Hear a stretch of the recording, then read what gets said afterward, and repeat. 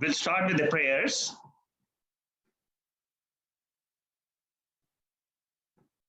Om Sahana Vavato Sahanau Bhunakto Sahaviryam Karavavahai Tejasvina Viditamastu ma Vidvishavahai. Om Shanti Shanti Shanti.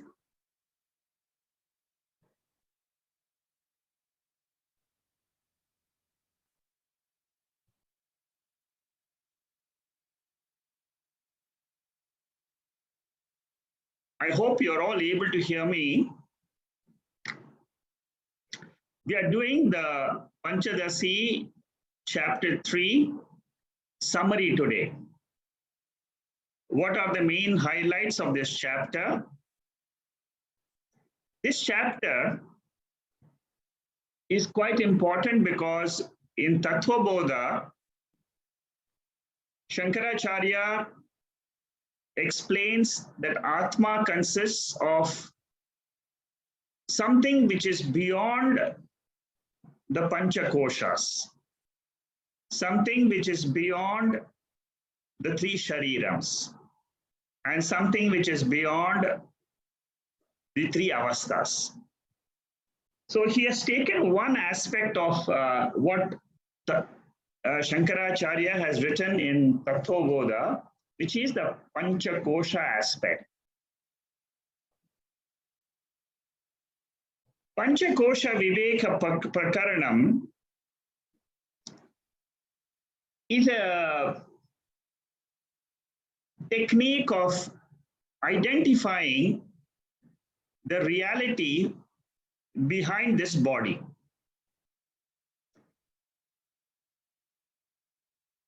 One very important thing which one must keep in mind while studying any Vedanta text is, Vedanta says that there are two basic principles which govern the body as well as the universe.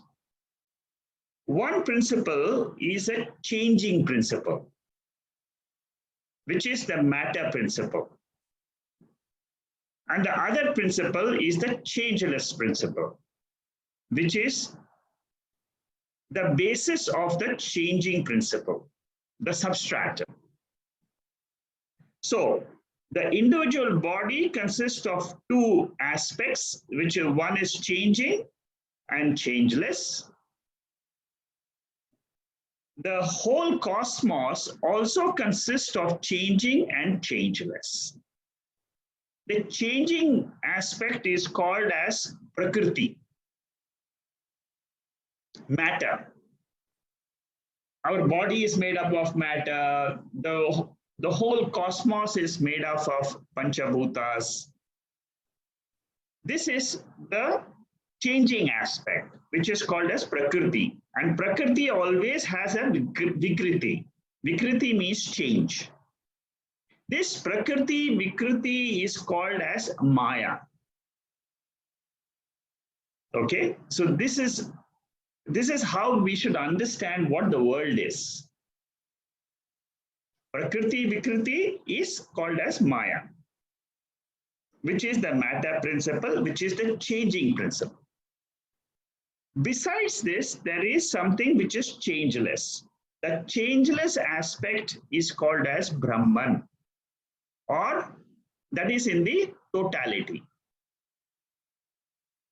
And in the individual, it is called as Atma. This chapter analyzes how this Atma can be realized by all of us. It's a very important topic, and it's a revision of this chapter again and again. This is one of the best chapters of Panchadasi, and it focuses on both the aspects, the matter principle and the spirit principle, the spiritual principle. And how to derive this? Taittiriya Upanishad is a brilliant Upanishad And if you study that Upanishad carefully, there is no doubt you will be able to understand the depth of your own self. You see, why we study an Upanishad is, I want to know who am I? And what is this world? And who is the controller of this world? You see, these are the three fundamental questions which we try to answer whenever we try to understand any topic, any chapter, or any aspect of Vedanta. Now, let me go to the revision part. What we want to study today is a complete summary of this chapter. Then we'll study what each and every verse, by and large, each and every verse. There are some verses I have not put the details. And how this will help me to understand myself. Broadly speaking, Panchakosha Viveka consists of three sections. The first section is about the description of 5 koshas. And there are 10 verses which are talking about this. Then there are 26 verses. There is an error there. It should be 26 instead of 16. The second section is description of the self as aparoksham. Aparoksham, I will go to the details when we do the verse wise. Self, Vidyaranya divides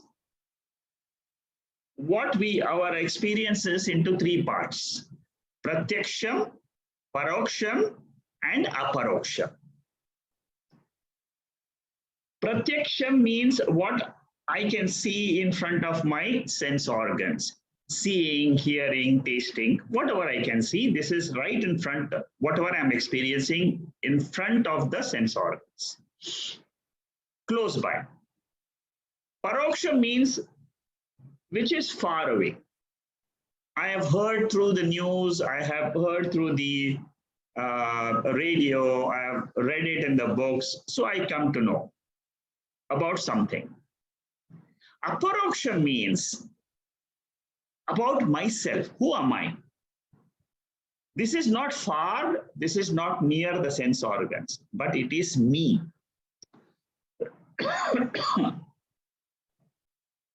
The direct me, the direct Atma, which is known to me as I, that is what is called as aparoksha.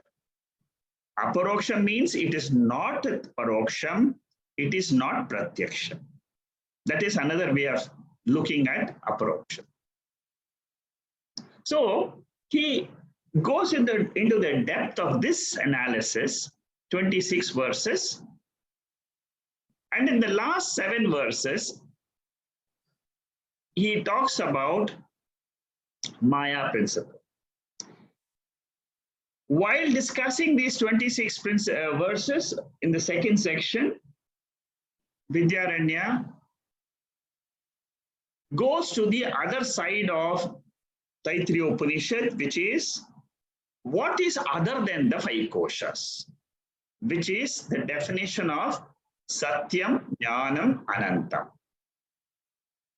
So there's a brilliant analysis in these 26 verses about satyam, jnanam, and anantam. This is the central portion.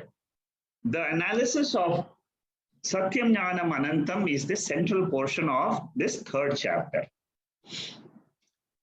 The last section which we saw in 2-3 sessions was about Maya. Maya is a very, very difficult topic. It is something which you keep listening again and again, and then it will strike you and you will feel, oh, this is Maya. So you have to listen a lot about this Maya principle, which is deluding us all the time, which is covering the nature of my real nature, which is called as satyam, jnanam, anantam. This is a covering. And if I'm able to remove this covering, then I can know my nature.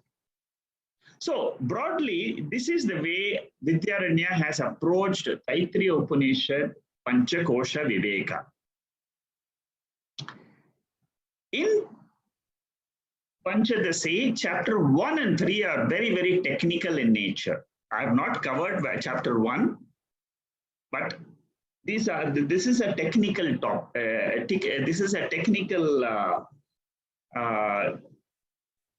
topic-oriented chapter.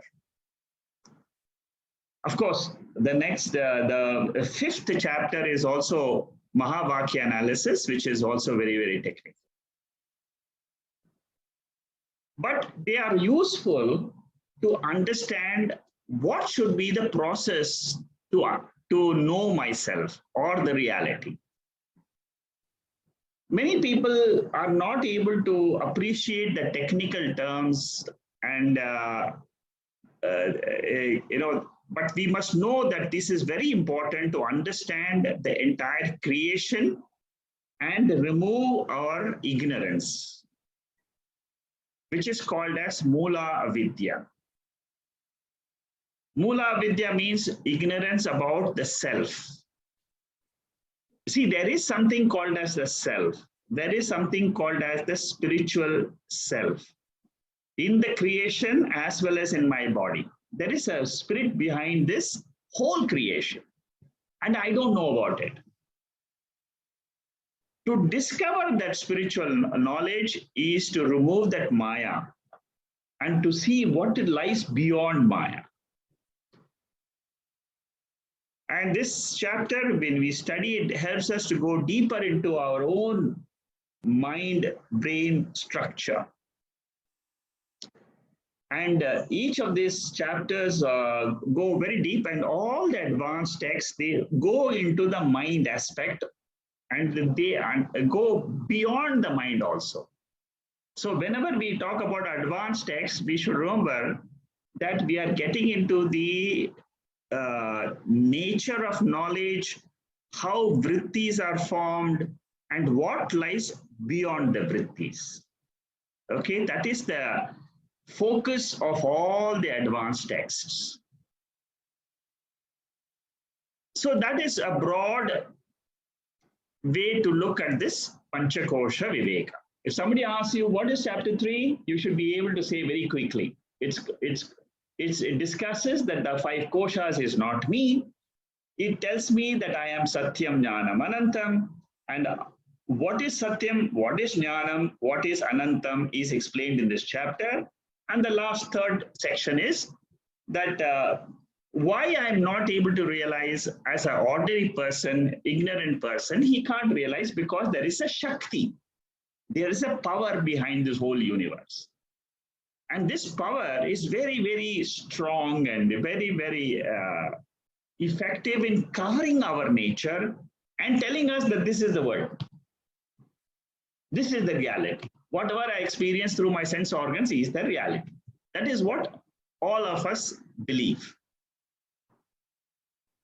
But Vedanta says, no, there is a substratum on which all this whole cosmos is being experienced. How to realize that substance is the subject matter. Now, if you want to go verse by verse, which verse covers what topic, which covers jnanam, which covers satyam, which covers anantam, this is the chart. The verse 1 and 2 are the introduction of the 5 koshas. Then 3, 4 deals with Annamaya. 5th one deals with Pranamaya. You see, and each of this also discusses why it is not the Atma. Atma means what? Self. Anatma means what? The non-self. So all the 5 koshas is anatma. Why Annamaya is not the self? Why Pranamaya is not the self? Verse 6 talks about Manomaya. Verse 7 to 9 talks about Vijnanamaya. See, we are moving from gross level to subtle levels. Annamaya, Pranamaya, these are at the gross level. Annamaya especially is the gross, and then once you come to Pranamaya, we are getting into the subtle body. Gross body, subtle body. Subtle body means Pranamaya, Manomaya, Vijnanamaya. These are subtle bodies.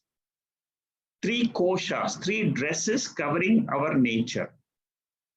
Then the Anandamaya, the fifth kosha, is the Karana Sharira. It is the most subtlest, but it is experienced by us. See, happiness is experienced by us. Whenever an object of liking is there, I like, and that happiness does not come under Vijnanamaya kosha, Manomaya kosha, Pranamaya kosha, or Annamaya kosha. The happiness which is born, even the happiness born out of sleep, the happiness is also described as Priya Moda Pramoda. So all that we will study. But this is Anandamaya kosha. It is the subtlest of koshas. Because we experience it, some people may think that the happiness is which I experience, what we are talking about is experiential Ananda, which is called as Anandamaya, which is Priya Moda and Pramoda. That is also not me. If all this is not me, what is me? That me is described as jnanam, Brahma. From 13 to 28, this is the focus. This is the most important section of the whole 43 verses. Jnanam, because once you understand consciousness is the substratum, is the basis of all experiences, then you are in the spiritual plane. Then you move and understand what is the truth behind this universe. Then 29 to 34 is Satyam Brahma. Jnanam Brahma is taken first. You see, in Taittiriya Upanishad, Brahma Vida Apnoti Param, Tadesham Yuktam, that verse, you will get Satyam first. Satyam, Jnanam, Anantam, Brahma. So this section, it deals with that three aspects, Satyam, Jnanam, Anantam. The basic definition of the reality. Very, very commonly used explanation, definition, expression of the reality. Everywhere Shankaracharya, when he writes a commentary, always he refers to these three words. At the back of his mind, he has this as the basis when he writes the commentaries of all the Upanishads. Anantam Brahma is the third aspect. 35 and 36, two verses are taken there. And then 38 to 40 is a description of Maya. Maya is an invisible principle. It is not seen by the eyes, cannot be heard, cannot be touched or tasted, but it exists. It is a power. It is a power in the whole creation, and if it is in the whole creation, it has to be in my body also. It is a power, invisible power, like my speaking power or your hearing power. These are all powers. Words cannot describe this power. Electricity, can you give a description of electricity in words? No, you cannot. It is a power. You can express it and say, oh, this is a fan which is rotating, therefore the rotation is coming because of the electricity.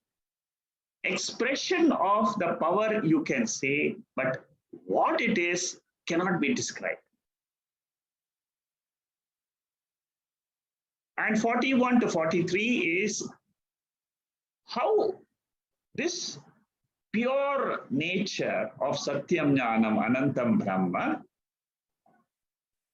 how it appears as Ishwara with Maya Upadhi, and how the same reality appears with in another form as the Jiva.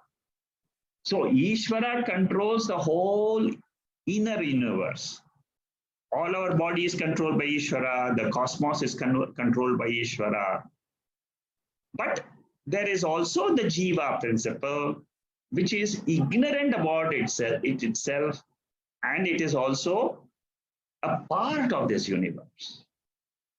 It is the same pure substratum which is appearing in these two. And once you remove these two together is the Maya Shakti, Ishwara's Maya Shakti, and Avidya Shakti of Jiva. Okay, so this is the verse-wise bird's eye view of chapter 3. Important verses I have put here, and you can go through them. Now, how does Panchakosha Viveka takes place? What is the Nisheda Karanam? How does Vidyaranya negate the 5 koshas? Is put in this slide. Annamaya, what is Annamaya? Annamaya is the gross body. It is born out of Tamo Guna of Maya Shakti. That's Maya Shakti has got 3 powers, Sattva, Rajas and Tamas. The Tamas aspect is the cause of this whole gross body. That is what we study in Tattva Bodha. Now, Annamaya is ultimately born of food. The food which we eat becomes the gross body, and it becomes the subtle body. So the Annamaya is nourished by food, and it is a modification of food, vikara. That is why it is called as Anna Vikara. Maya is used in 2 meanings. One is modification, another is full of. Annamaya kosha. Kosha is a covering. Maya. Annamaya is root. That Maya word, when you use Maya, it can be used with a meaning of modification. In the case of Annamaya, it is a modification. In the other places, I will tell you where it comes full of, especially Anandamaya. Okay. Now, Annamaya kosha is a karyam. Karyam means what? It is an effect. And what is the immediate karanam for it? Immediate karanam is the food. But it is not me, because if you accept that Annamaya is the body, is the self, self means what? Self exists all the time. That is the definition of self. I am there all the time. That I cannot be this body, because body is born and it goes back to the 5 elements. Body doesn't exist before, and it also doesn't exist after. After death, it doesn't exist. Before the birth, the body doesn't exist. We don't say that I don't exist. See, be very careful. Body doesn't exist before birth. Body doesn't exist after death. There is another logical reasoning which Vidyaranya especially gives in this chapter 3. He says, logically, I have seen, experienced that there are human beings, they are enjoying something for which they have not worked. Sometimes you find people who are very rich, born rich. Suppose a person is born in a rich family. Now, what is the reason behind it? It has got a dosha. That means what? Akrita abhyugama dosha. This is a technical term. What it really means is that you are a bhokta without being a karta. Bhokta means that person is born rich, so throughout the life he'll have billions of dollars, millions of dollars, and he can do whatever he wants. He doesn't have to really work. So he's a bhokta, bhokta, bhokta all the time. How do I explain this?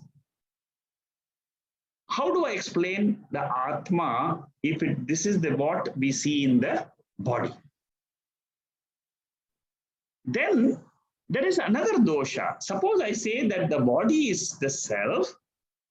There is another dosha which is called as krita vinasha dosha. These are two things which Vidyaranya brings into the topic of why this body is not the self. Other reasons are very easy to understand. Body comes with, is born from the food and so on. Now, krita vinasha dosha means what? Sometimes I find that I am the karta without being bhokta.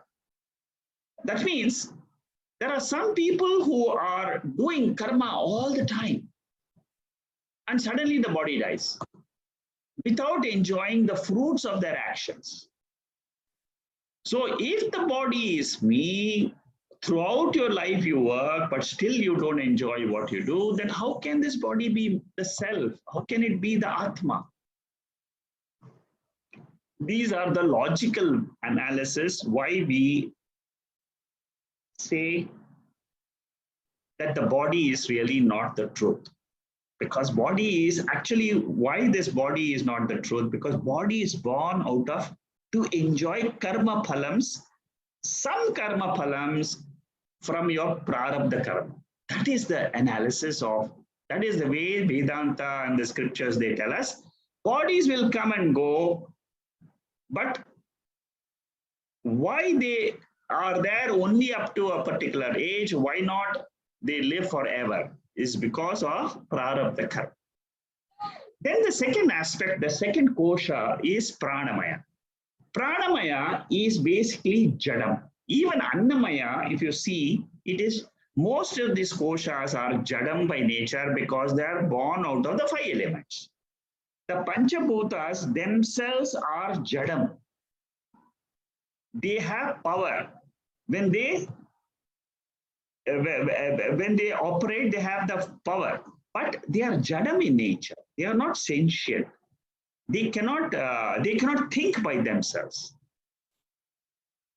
The sentiency comes because of the light of Atma. Pranamaya is jadam, it is not sentient, it is Shakti Rupa. There's a power, but that Shakti is also jadam by nature. It is not a knower. You see, a Shakti need not know. That knowing principle behind the Shakti is the consciousness. So Chaitanya Varjitaha is the reason why we say Pranamaya is not me. Because I experience myself as a knower. So if I'm a knower of the world, I'm able to see through my sense organs. There is a knowing principle behind it. That is not the Pranamaya. Pranamaya is the Shakti. Prana makes my legs move, my hands move. It gives the Shakti for them. That is why when I do pranayama, my body is under full control. Because I am able to control through the breathing process, I'm able to control all my actions, including the mind's function. But it is not the knower. Pranamaya is a modification of Vayu. That is why it is called as Vayu Vikara. And it enables action, Vimarshaha. But who am I? I am the knowing principle, consciousness, Chaitanya principle. Third dress which I wear. So Annamaya is gone, Pranamaya is gone. We are moving from gross to subtle. Annamaya is over with the gross body. Subtle body consists of the pranas, mind, Manomaya kosha, Pranamaya kosha, Vijnanamaya kosha. These three belong to the subtle body. Manomaya kosha is vritti mayaha, full of vrittis. I am not the vritti, the thought. Antarmukha and bahyamukha. The vrittis, vikari, the modifications can take place either outside or inside. When it takes place inside, it is called as the antarmukha vritti modification. When my hands are moving, legs are moving, it is bahirmukha. So I am not the changing desirer. For example, I have certain desires in the morning. My desires completely change in the evening. And next day it is again different. So the desire is born as a vritti, as a thought. Sometimes I'm angry. Angry means what? There are thoughts of anger in my mind. And I am in some light, I'm able to see those thoughts. I take the thoughts as me. So what Vidyaranya says is, any thought modification is a vikara, a change. Like I said initially, any change means it is Prakriti. Prakriti, Vikriti, modification. But I am not that, is the lesson we get from this Kosha Viveka. Vijnanamaya kosha. Manomaya means it is dealing with the emotions. It is always a pendulum. How do I differentiate between Manomaya and Vijnanamaya? Manomaya is always either it is an emotion or it is a pendulum of thoughts. Should I do this? Should I not do this? What is Vijnanamaya? Vijnanamaya is the determining factor.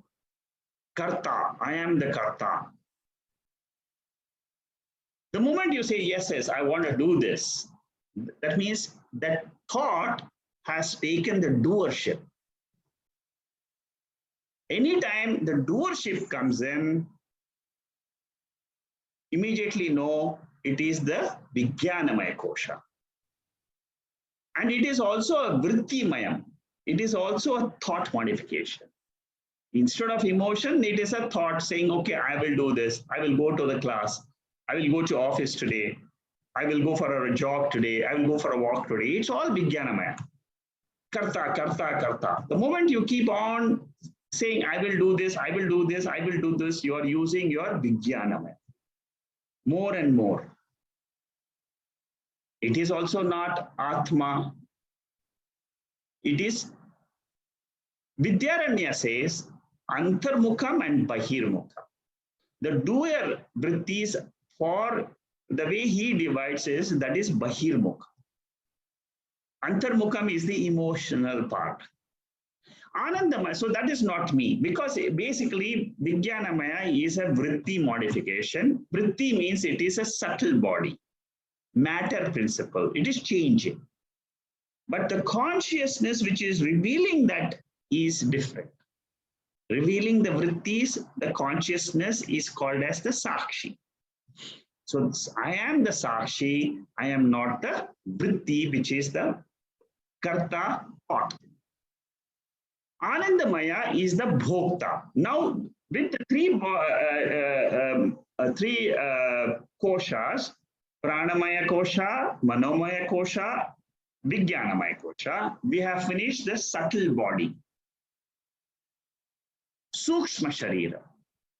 Anandamaya is the karana sharira. It is the bhokta.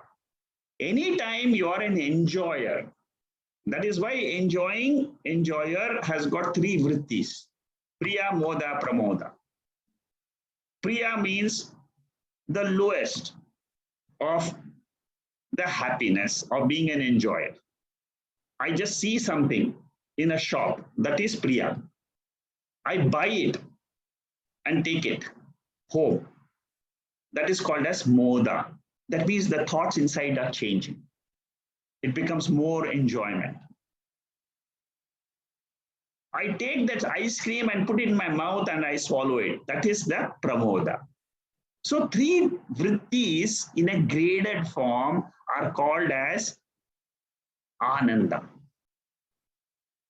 You can divide all types of experiential happiness as Priya, Moda, Pramoda. Take any example. You can take any example. You can always say, I was joyful. I was, the gradation is, the lowest grade is Priya. Higher than that is happier. But these are all experiential. Born when the object or a person is in front. It can be remote also. I think about my son or daughter, and I have some joy in it. But it is vritti born. Anything which is vritti born ananda is not me. It is the bhokta. It is a modification of a vritti alone. The source of ananda in sleep is the original consciousness. That is what we should remember, that I also get in sleep, I have some type of ananda is there, and I'm not able to enjoy that or enjoy the sleep. That comes from reflection of pure consciousness. Okay, now we'll go into the verse by verse, a short meaning of each of the verses of the third chapter. Some verses of 6-7 verses I have missed out, but otherwise it's by and large it is here. The first section, as I said, is self is not 5 koshas, is going from verse number 1 to 10. So the first verse says Brahman exists in the 5 koshas. This is the exact format in which Taittiriya Upanishad introduces the 5 koshas. It says that there is something beyond the 5 koshas. It is called as Brahman. And it is possible to know Brahman. Yo Veda Nihitam Guhayam. That is how Taittiriya Upanishad says. The second verse says there is a cave. Where do I discover this Brahman? Or where do I realize that nature of mind? Not outside in the world. Outside is very difficult. It is the Sat principle. But what Upanishad says is, try to realize that in the cave of your intellect. Very important factor in Taittiriya Upanishad. That means in me itself, in my mind, there is a consciousness principle which is aware. All the time it is aware. That is the real me. It is not the physical sheath. It is not the vital prana. It is not the Manomaya. It is not the agent Vijnanamaya. It is not the enjoyer Anandamaya, but it is Atma. That is the second verse. In the cave, you will find that Atma. So anytime I want to realize who am I, where do I search? You have to search within yourself and then discover that pure consciousness as the self. Third verse, body is not the self. It doesn't exist before the birth or after the death. We have discussed this. Fourth verse, there are 2 doshas. One is akrita abhyugama and the second is Krita Vipranasha. If you want to know details, you can go to the notes of this particular verse. Fifth verse is Pranamaya is not the self, because it is Jada. Whereas I am Chaitanya. Prana is Chaitanya Varjana. It is without the Chaitanyam. There is no knowership in Prana. That is why we say Pranamaya is not me.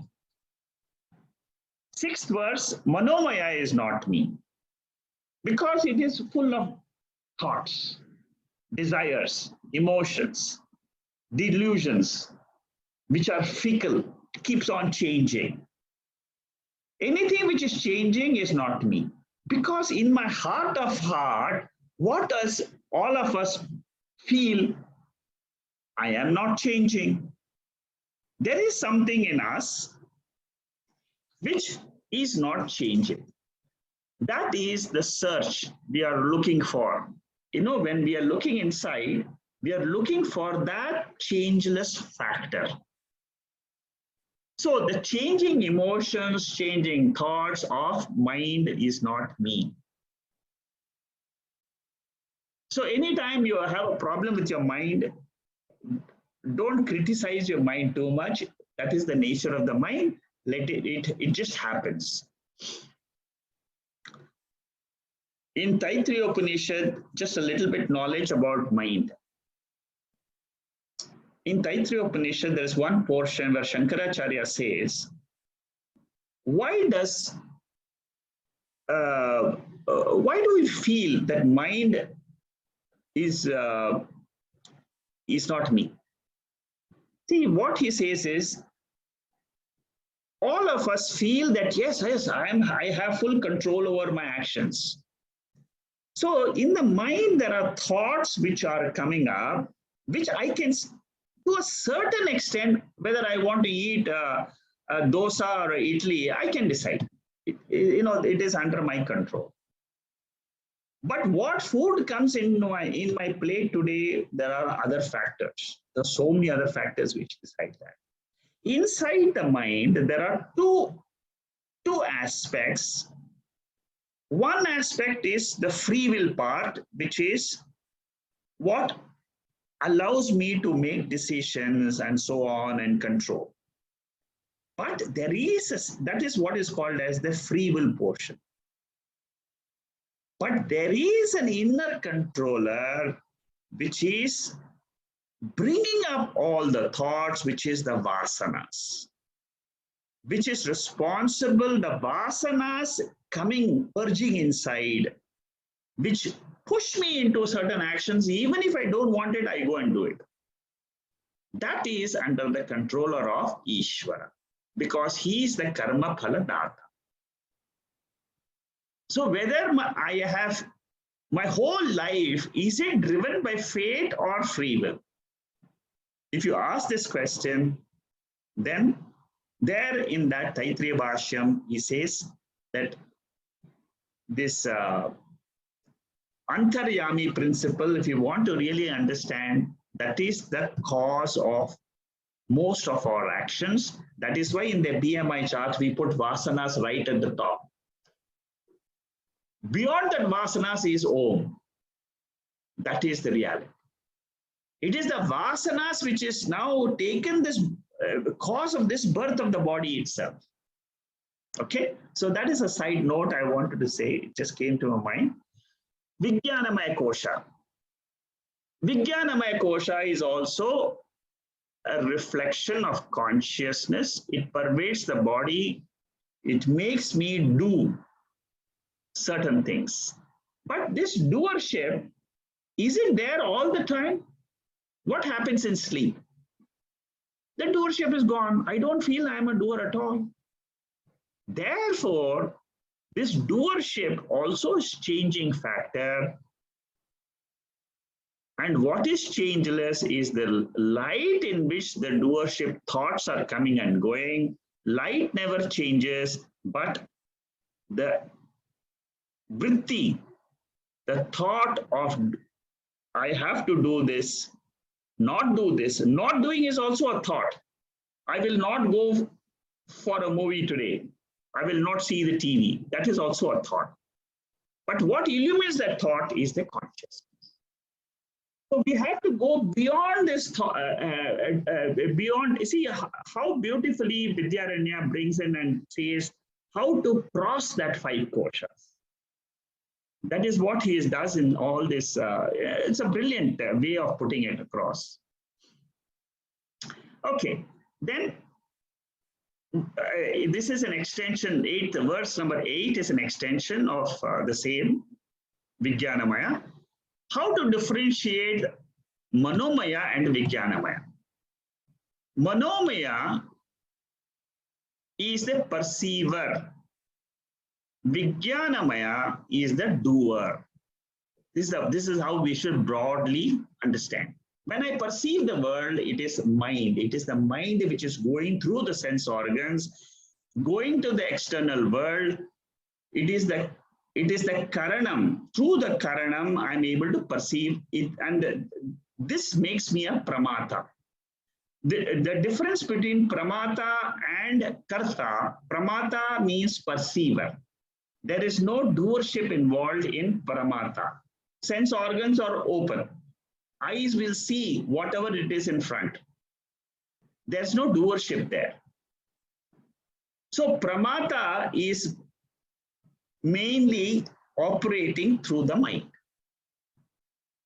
It takes the vrittis, it'll vrittis from the outer objects will bring in, and that is the job of the mind. This is how Vidyaranya slightly divides the two, and he goes a little bit deeper into the differentiation between mind and intellect. Intellect is the inner world. Suppose I start cogitating, should I do that? Not. It is you are thinking within the mind. It has got nothing outside it. This doership, this karta. Doership is born, and Vidyaranya says that this is the inner world. It is not the external world of perceptions, but this is the inner world of doership. I want to do certain things. That I is inner vritti. So that is a slight thing which he talks about antakaranam, verse number 8. Then verse number 9 is dealing with Karana Shariram Anandamaya. Anandamaya is enjoyership. There is no more doing, there is no more willing. That ceases in Anandamaya. In Anandamaya, what happens? I am a pure bhokta. Bhokta means enjoyer. And in Vedanta, we always say that the enjoyership is a reflection of the original Ananda of Atma. Because the happiness actually belongs to the Atma, but it gets reflected in the objects or beings outside through the enjoyer vrittis. And then once this bhokta is not there, that is what we call it as sleep. So Anandamaya has got happiness. It has also got ignorance attached to it. Ananda and covering of our real nature. That is the bhokta part, the enjoyer part. But this Anandamaya is also not self, seen in verse number 10, because it is temporary. The source of reflection of the bliss is the self. It is not coming from that kosha itself. It is not born in the kosha, but it is reflected in the kosha. So that finishes verse number 1 to 10, which is what? The description of the five koshas and why these five koshas are not me. Then from 11 to 36 is the self is not pratyaksham, it is not paroksham, but it is aparoksham. And Purva Pakshi means opponent, comes and asks, in the 11th verse, the question is asked, when you negate the 5 koshas, I think there is nothing in the world. That's all. You want to sleep. After seeing sleep, there is nothing. Now, in the 12th verse, Vedanta comes and says, don't be so ignorant. Whole world cannot come from nothingness. There is self, which is the cause, which is the substratum of the experience of the bliss sheath, which is the Anandamaya kosha. No one can deny this self. Then Vidyaranya starts the description of jnanam Brahma. Consciousness, prajnanam, is Brahma. Brahma means it is the reality, it is the substratum. So verse number 13 talks about the self as the experiencer, and that experiencer is nothing but the pure consciousness. All our experiencers, you are experiencer, I am an experiencer of the world. When I look at that, it is the same consciousness which is the experiencer in each of the bodies. This experiencer is not an object of experience. You see, I cannot, because it happens to be the subject. The self is not known, not because it is not perceived, but it is not an object. That is a point which you must remember. Never try to objectify this consciousness. You have to only say, I am that self. I claim that consciousness as my real nature. Whatever I am, after I drop the body, the 3 sharirams in the sleep state, that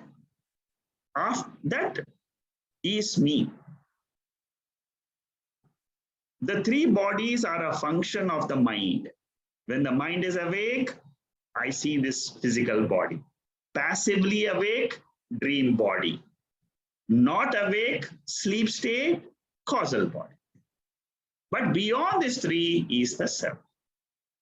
Verse number 14 gives an example about how sweet, bitterness in an object, sweetness in an object, can impart their property to others. Sugar I can put and make the milk sweet.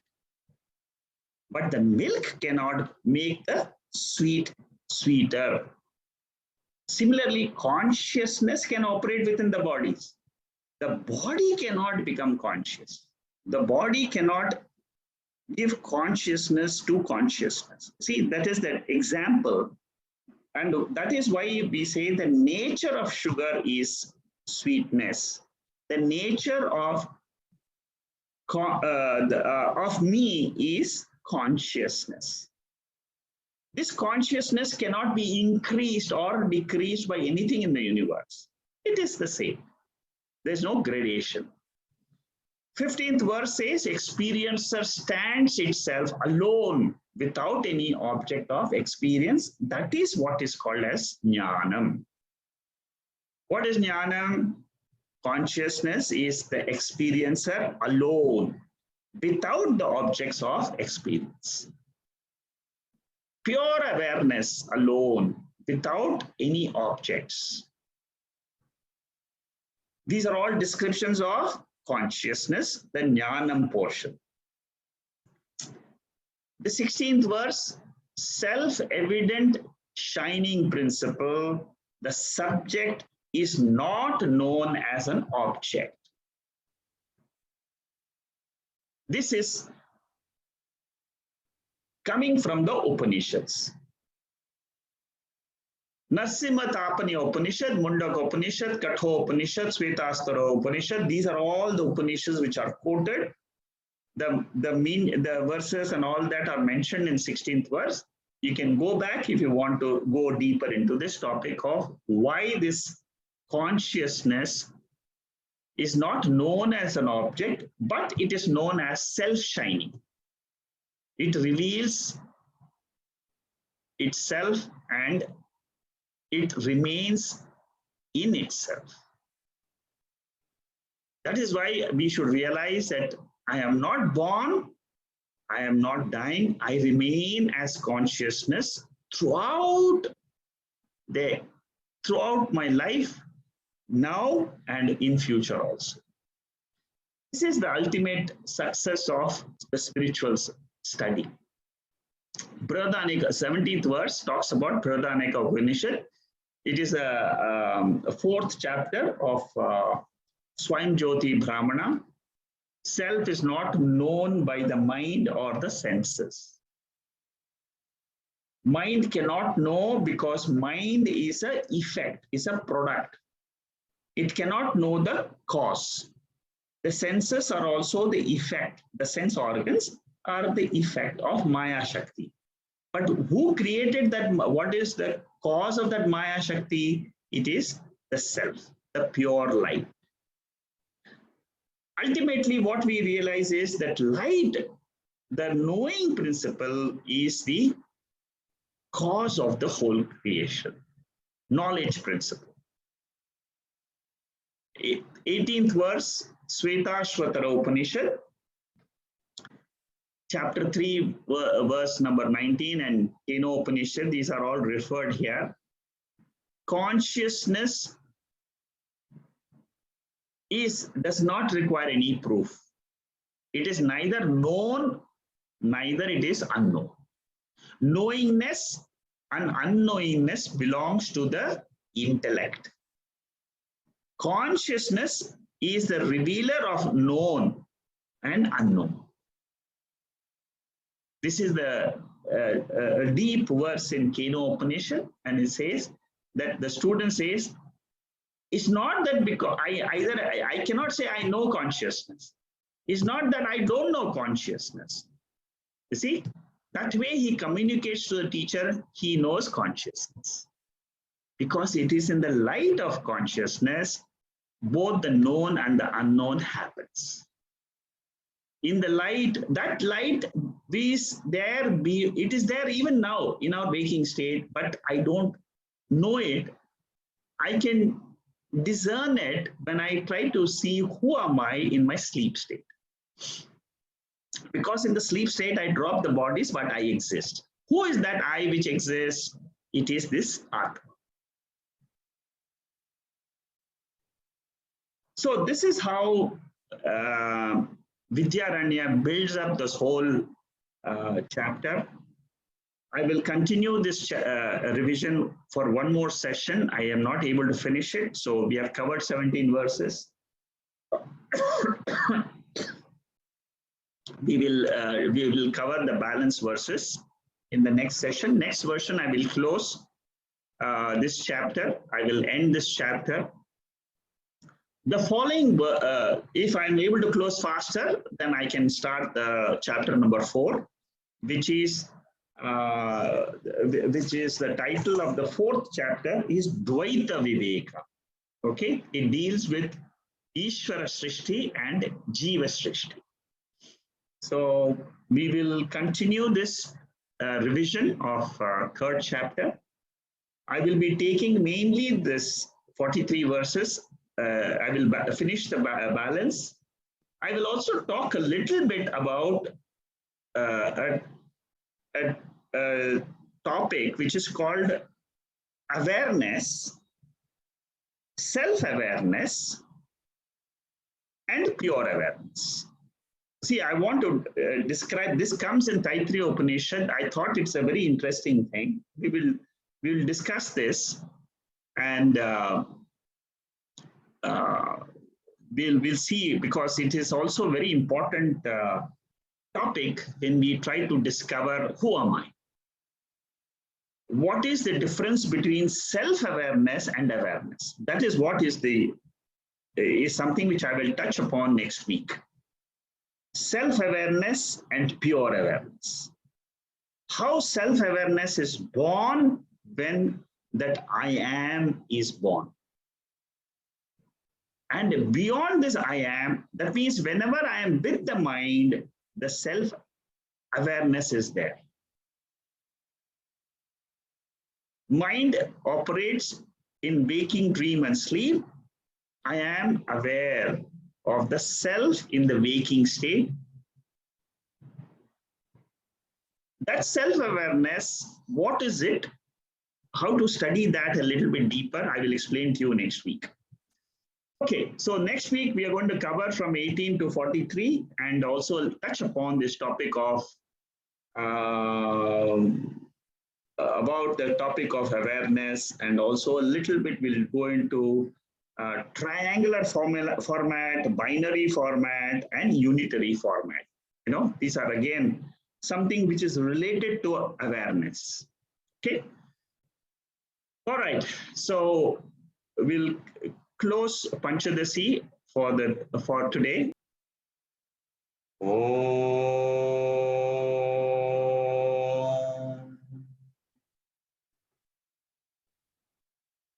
Purnamada Purnamidam Purnat Purnamudachyate Purnasya Purnamadhaya Purnamevavasishyate.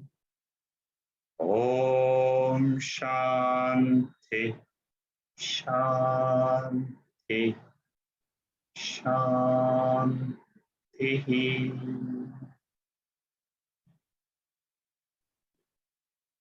Okay.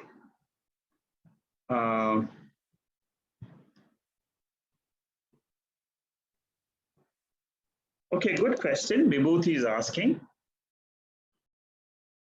Okay, there is if the source of Ananda in sleep and original consciousness, then why sleep is tamasic? No, okay, you must differentiate what is experiential Ananda and what is the original Ananda. You see, original Ananda means it is the nature of Atma to be happy, blissful without the world. That is what the Shruti says. The Shruti says, and we can experience this also. In our sleep, do we have any objects of experience? No. Do we have any persons there? No. But still, I feel happy in every sleep state. I feel happy. Now, that happiness, according to the scriptures, is only a reflection. Why it is reflection? Why do we feel it's reflection? Because it comes and goes. The sleep state, suppose it was lasting forever, that would be what is called as blissful nature. But sleep state does not last forever. Sleep state comes and goes. It is an experiential Ananda. So we must be clear between what is experiential and what is non-experiential nature. Nature is something which doesn't change. That is why we call it nature. So when I close my eyes and I go inward into myself, I go into the depth of my own personality and I say, I am that pure Atma. That's all. I am the pure Atma, and a full stop to it. There is no more mind after that. There is no more expanding the mind. That is what is called as claiming Atma Swarupa. The tamasic Ananda is a sleep state because it is covered by ignorance. See, why do we say it is tamasic? Sleep is tamasic. It is not sattvic or rajasic. Sattvic is where knowledge is predominant. Rajasic is where action is predominant. When neither knowledge, neither action is there, that state is called as tamasic. In that tamasic, what really is happening? The tamas covers my Atma status. So if I want to know my real status, can I know that when I'm seeing the world? No, it's difficult. If you see, the Shruti says that I am the same Atma in all the three states. I am the blissful, pure consciousness. That is what I have to ultimately reach. But intermediately, it is easy for me to say that in the state of sleep state, suppose that ignorance, who am I, that ignorance is not there. The self-awareness which is not there, I bring in the awareness of consciousness. That is what is called as realization. I remove tamas. I remove tamas from my own personality. I cross over the tamasic maya. This is what Lord Krishna says in the chapter 17, 14th verse. He says, to cross this maya is very difficult. Okay, so to answer your question is, tamasic ananda is the sleep state. Original consciousness has got natural blissful nature. It is not born out of a vritti. Even the sleep state, karanavastha, is a very subtle thought. I don't know anything is also a thought. According to some of the advanced scriptures, karanavastha is also a thought, but the subtlest. So, Vibhuti, am I clear? Is it? Yeah, clear. Okay, good. Yes, sir. Clear. Here, Vibhuti, in the first side of meditation, the little finger is shown as the index finger. In the second slide is shown correctly. Okay. Okay, I will correct it later on. Sir, probably it needs some correction. First slide. Yeah, I will correct it. Thank you. Is there anybody else has any other questions apart from what's there in the chat? Yeah, Saru, please go ahead. Yeah. So I just wanted to share and express my gratitude to you. For the past few days, I have been thinking about this Chin Mudra. It's been coming to me when I sit in meditation and I don't know the meaning of it. Okay. So today, this whole thing about the ego and the Atma, that was just so meaningful. And also I was thinking, I've been listening to Dakshinamurti Stotram, but I don't know the meaning. So the fact that you've brought it in today, it seems like, you know, my questions, my quest is getting answered. Very good. It's a big coincidence. Yeah, very, very grateful for that. It's really beautiful. And one more thing which happened during the meditation today is suddenly it occurred to me that consciousnness lights the darkness, no? It illumines the darkness. Yes, consciousness also illumines the darkness as well as the light. As well as the light. So the sunlight is illumined by consciousness.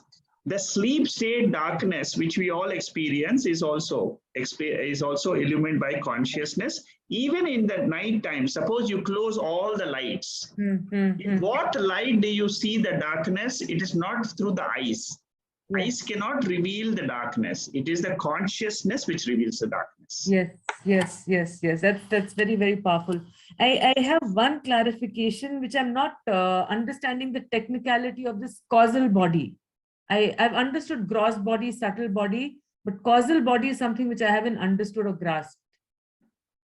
See, whatever we, for example, subtle body is our dream state where it is where we are experiencing our dream. That is clear.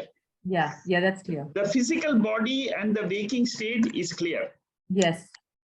In the sleep state, we are not with the subtle body, or we are not with the with the gross body. Yes. We are with our own causal body. This is how you should remember. This is now why and how it happens. It is only the scriptures which teach us. Whatever state of ignorance which we find in the which we find that state of sleep, the sleep state body is called as causal body. In that causal body, there is punya papa. All our sanchita, prarabdha, all are hidden in that causal body. It is that causal body in Mandukya Upanishad. If you see the definition of causal body, it is there in the 5th and the 6th mantra of Mandukya Upanishad. Okay. What is the causal body is described? clearly in the 5th mantra and the 6th mantra of Mandukya. What it says is that body of ignorance about our own self, which is of the nature of satyam, jnanam, anantam, I can exist without the world. That is what is the knowledge. That is pure knowledge. That is the Atma. Yes. Yes. I don't know that. You see, if I ask somebody in the waking state, he'll say, I am this physical body. Yeah. Everybody says, I am the physical body. Even after knowledge, a jnani will say, yes, I am in the physical state. I am with this body. It is the truth. There is nobody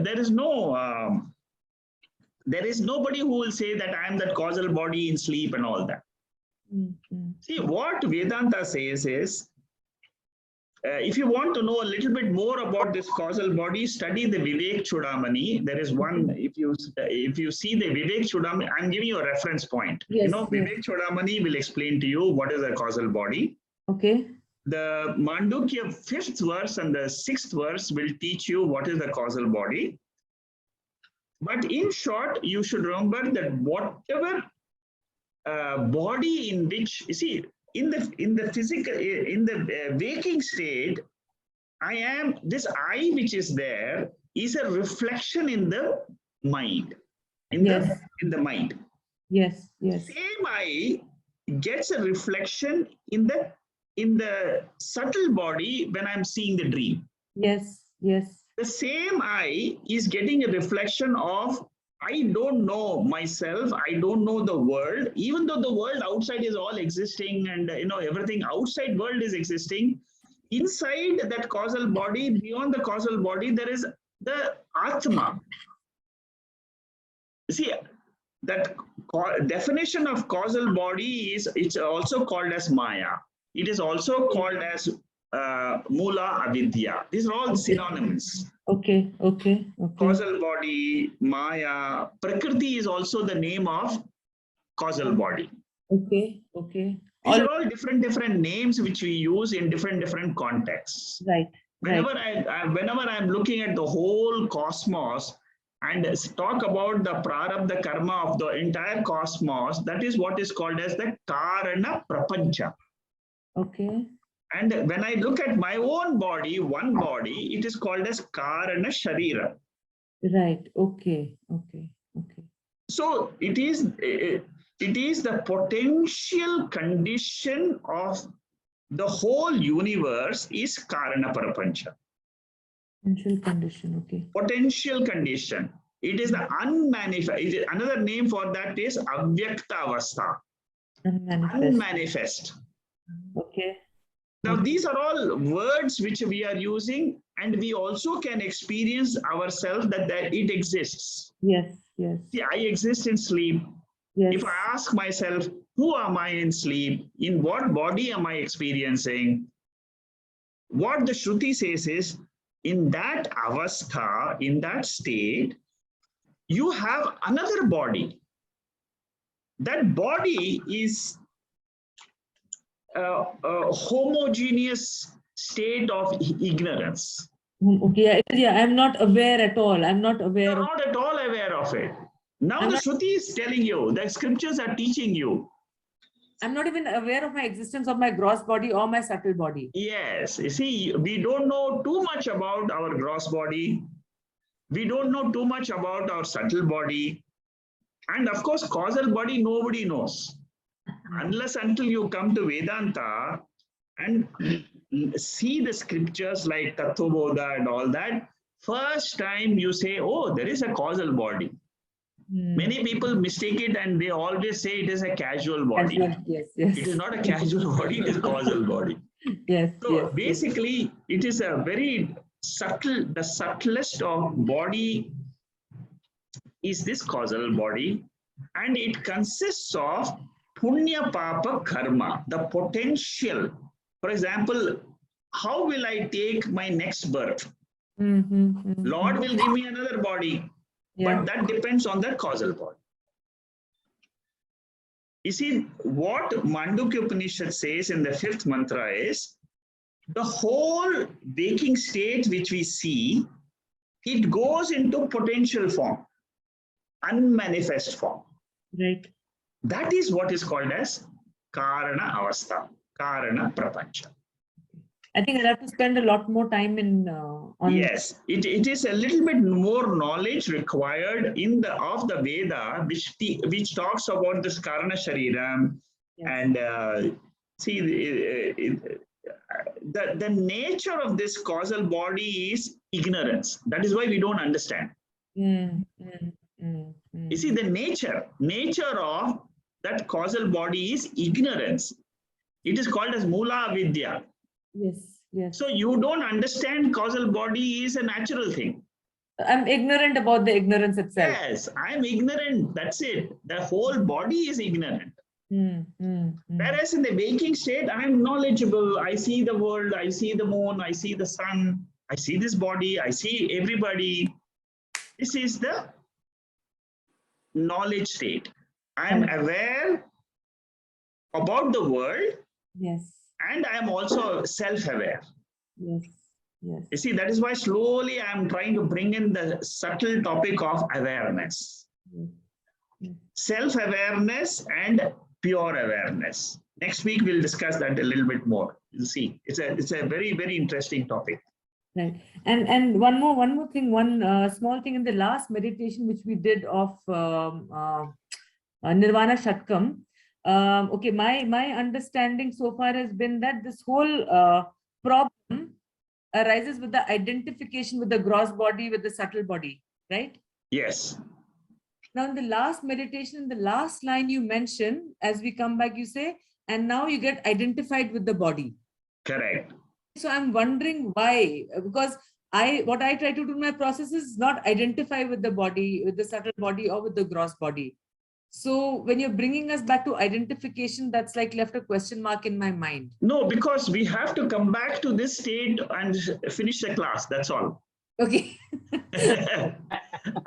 See, you have to come back and finish the class. It's already 10 minutes over. Right. Everybody else, everybody will be gone, and I will be the only guy sitting and talking, sitting in this.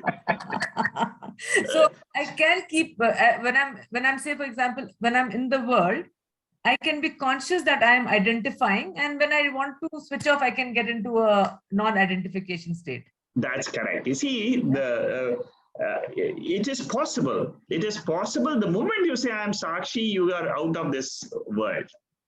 And Vedanta teaches you how to be a Sakshi all the time.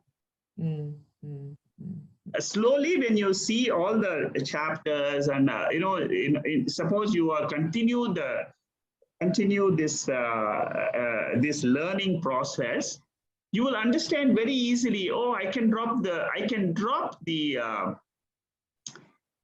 identifications with the three bodies very easily. You will learn that. Right. You will learn. In all these Panchadasi chapters, right. Vidyaranya slowly will teach us how to drop, especially in the 5th chapter. Next, I'm going to do the 4th chapter. Right. After that, I'm going to do the 5th chapter. Right. In that chapter, Vidyaranya will teach us Mahavakya. He will teach us how to completely drop the identification with the three bodies and hold on to the Atma. Okay. Wow. Very beautiful analysis in the 5th chapter. Panchadasi is one of the most beautiful. I'm just loving it. It's so beautiful. It is so powerful. So thank you. Yes. Thank you. Very good. Jacqueline is asking, is it the same Saru who was there in the last class? Yes. Oh, okay. I don't know that. Because your hairstyle seems to have changed. Yeah. Look very different and very elegant. That's why, oh, who is this? Thank you. Yeah, Jacqueline wants to know who is your hairstylist. Okay, I love it. She is not interested in Atma anymore. I love it, Mr. Shekhar. Prakriti, this is also changing. Yeah. Okay. Causal body is like DNA of an individual Jiva. Venkatesh is saying that unmanifested state. Yes, you are right, Venkatesh. Okay, then there was one question I saw somewhere. Vasana is also contained in causal body. Yes, The whole potential vasanas is there in the causal body. See, the whole waking state goes into sleep state means the whole prapancha has gone into that. The whole cosmos. In the sleep state, where is the cosmos? You're not aware of your body. You're not aware of yourself. You're not aware of the cosmos. Nothing is there. It is a state of almost non-existence. But what Vedanta says is that is only a temporary state, like the waking state. Can we hold on to the waking state forever? No. Can we hold on to the dream state forever? No. Can we hold on to the sleep state forever? No. These three states are coming and going, coming and going, coming and going. And who is controlling this? Ishwara. And the proof is Brihadaranyaka Upanishad.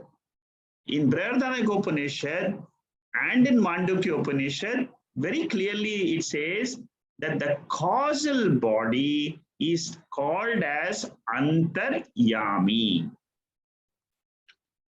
Antaryami means it is an inner controller. Cannot be seen, but it is the power. That is Ishwara.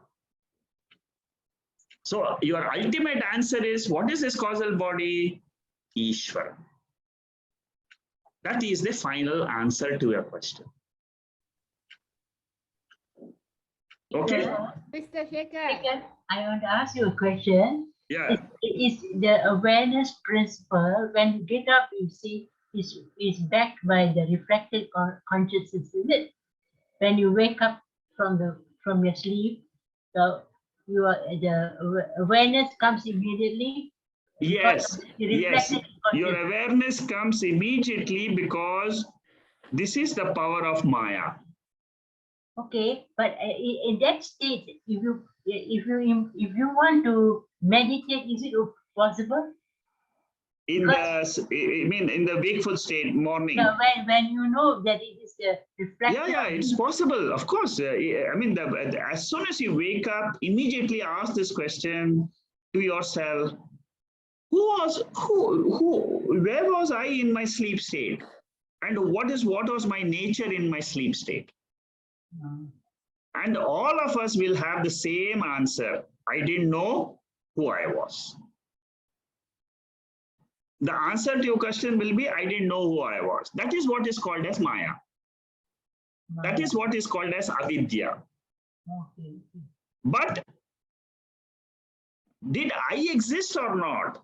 That I which existed in the sleep state is consciousness, is satyam, jnanam, anantam. So the satyam, jnanam, anantam, you should employ that after removing the 5 koshas. What is the remainder? That remainder is called as satyam, jnanam, anantam. It is called as consciousness. It is called as existence. It is called as ananda. So Chandra, is it clear? Yeah, correct. Okay. This is a very subtle thing. These are all subtle questions, and these are all leading to the subtlest, which is Atma. Mr. Shekhar, okay. Yeah, Jacqueline? Mr. Shekhar, free will, okay? I know somebody will ask me this question today. Free will. So the free will itself, we don't have control. It's just like Ishwara is having the free, whatever action, what is it? No. See, in the mind, there are 2 components. One component is the free will. And the second component is the fate. Fate is nothing but my own karma phala. It is my own fruit of action, which I have to enjoy or suffer in this birth. Fate. So, that one in the is mind, fate. I again repeat. Now, these are all coming from Taittiriya Upanishad. You know, in the Taittiriya Upanishad, there is a Shankaracharya's Bhashyam, commentary. In that, he analyzes Manomaya kosha. In the mind, there is two things. One is the free will part, where it is what is called as you are using your will to do certain actions. That is one portion. But that is a very small portion. Each one of us will realize this. There is, okay, for example, you will say, I go to office, I work there, all that, isn't it free will? Isn't it free will? Yes, it is free will, but there is also an element of Ishwara's will. There is an element, see, in our mind, this is how Shankaracharya dissects the mind and says that free will is there, but there is also karma phala. There are many questions you can't answer with your free will. Why were you born in a certain parents? Why were you within a certain family? Why are you living in Singapore, not in Africa? Okay. These questions, how do you answer? The answer is prarabdha karma. It is that antaryami principle. See, that there is one inner controller of the body, mind, and there is a controller of the universe also. All the cosmic laws are governed by who? Who is making the sun move at a particular speed? If the sun increases the speed a little bit, the earth will be in fire. It will be burnt out. If it comes a little bit nearer, the earth will be burnt out. Similarly, so many stars are moving. What is all? Normally we'll say it is all nature, But Veda says it is not nature, inner controller, Ishwara is there. So is it clear? But this is a very big topic. Fate and free will, you can discuss for 20 years, still you will not complete the discussion. I suppose as a human being, I understand fate because it's like 1, 2, 3, I'm here, I'm there, and whatever happens is such fate. So free will is a thing that now I learn from you. I mean, I just hear a free will that is free, but it's just like you have to go to work and it's a will, but the action is like beyond control, is controlled by Ishwara. Yes, you're right. Now you got it. You see, there is a bigger controller for the entire cosmos. You have to accept that fact. My free will is one of the factors of the world, of the experiences which I have. It is not the main factor. Yeah, it is one of the factors. In fact, I wanted to ask, if it is free will, then it is like, for me, it is actionless. It will just happen. Is that the equivalent? No, that is, yeah, correct. If it is not free will, it will happen. That happens, it happens because of some other laws, which is called as prarabdha karma. Yeah, so to me, even though, I mean, as a mind and the body, I say I plan 1, 2, 3, 4, 5, okay? But then because of the free will, or because of the because of the free will, in fact, it doesn't happen my planning of 1, 2, 3, 4, 5. It happens to be A, B, C, D, E. Correct. Why it happens is because of the other factor, which is called, we'll call it as PK or prarabdha karma, or whatever it is. Oh, okay. So it's beyond me, It's beyond me. I can't say why it happened. I just have to accept it and then face the world as it comes. So that is why between free will and fate, what people say is, what learned acharyas they say is, in any situation, look at the past incidents which you have experienced as fate. Ah, okay.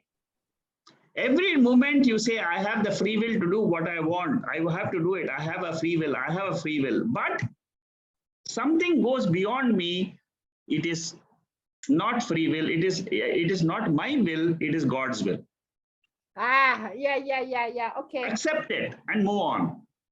Okay. Got it. Appreciate. I mean, I still need to think of, I mean, not still need to, whatever it is, it has to illuminate me to further understand. Now I understand better. Okay, appreciate, Mr. Shekhar. Okay, Jacqueline, thank you.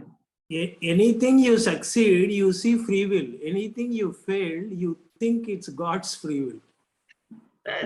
Correct. You see, any failure, why did I fail? It's not under my control. I wanted this to happen. Everybody wants success in life. Nobody works for failure. Correct. But failure is a part and parcel of life. You know, that is why life is a mixture of free will and fate. Oh, okay. Good, Venkatesh and Jacqueline, good question. Okay. Bhavai, anything from your side? Yeah, Shekharji, hello. in most of the cases we see the rishis who meditate, they sit for meditation and then they will hold the index finger and the thumb. Yeah, correct, yes. Why not the other three fingers? No, you see, But the others are no, the we cannot ask why. We can only say that the Shastra prescribes meditate with your chin mudra. Oh. That's all. There's no why. The Shastra says, I want to reach Paramatma. To reach Paramatma, this is the chin mudra. That's it. Oh. I keep this and meditate. So when I keep this and meditate, I will always remember I have to reach that Paramatma. How do I reach Paramatma? I drop my experiences, all my experiences of the waking state, dream state, sleep state, I drop it. I drop it and I, the ego, am now in touch with Paramatma. So I constantly remember this, constantly. See, the problem is we are always engaged with our thoughts. How to come out of those thoughts? These are all the signs. That is why they say you keep your fingers like this and meditate. That means it's between the God and our gross body. Yes, I'm one with the God. Aham Brahma Asmi. I am one with that higher principle. It's a reminder to us. Yeah, so the index finger is the gross body. Yes, correct? Yes. Okay, anybody else has any other question? Nothing. Thank you. Okay, if no questions. Chin mudra enhances concentration during meditation. I mean, people can practically be in chin mudra and do meditation, they feel the difference. Yes, that's correct. It is an aid for meditation. It helps us in meditation. It enhances your concentration. But today you have learned how to use that. What does that mean? Yeah, you see the meaning, if it is clear, then it becomes easy. And then you will also practice it if you would like. So it's just the gross body and yeah, drop your three body and then just be one with that pure consciousness, which is called as Paramatma. See, always we are learning in Veda how to reach that Paramatma. Again and again, the Veda teaches us there is the Lord, there is the higher principle. And it teaches us again and again, Panchakosha is nothing but how to realize that pure God in us. There is God in this universe. There is one higher principle. We can call it God. We can call it Brahman. We can call it Ishwara, Antaryami. These are all only names in the mouth, you see. But very beautiful analysis. It takes our mind towards something which is beyond this body. Okay, thank you. Thank you. Hari Om. Hari Om. Thank you. And anybody else has any other questions? Otherwise, we'll finish. I'll try and finish up next week this chapter, and we'll start with the 4th chapter. Okay. Thank you. Good night. Hari Om. Hari Om. Happy Ganesh Chaturthi. Thank you. Yeah. Happy Ganesh Chaturthi to all of us. Happy, yeah, that was a good one. Thank you. Hari Om. Hari Om.